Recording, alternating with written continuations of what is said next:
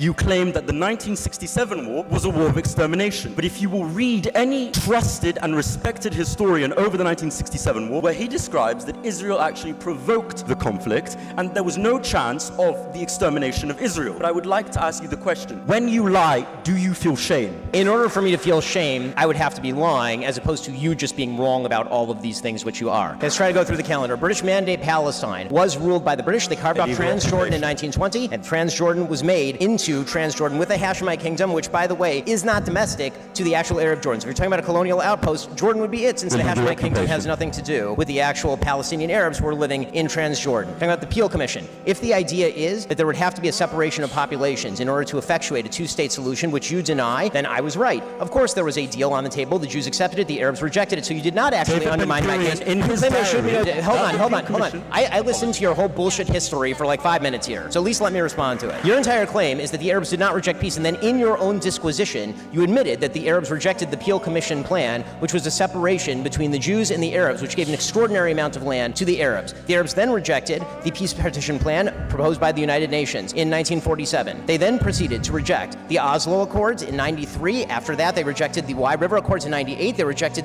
Ehud Barak's very generous offer in 2000. They rejected Olmert's very generous offer in 2008. Every single peace deal that has been proposed by Israel or anyone else has been rejected by the Arabs for a very simple reason, which was the very first question I asked you. You do not accept that there should be a Jewish state anywhere in this region. So as long as that's the case, there's literally nothing to argue about. You cannot simultaneously maintain the position there should not be a Jewish state anywhere in the region and then tell me that I'm wrong when I say that the Arabs will not accept a two-state solution. You yourself say that there should not be a two-state solution.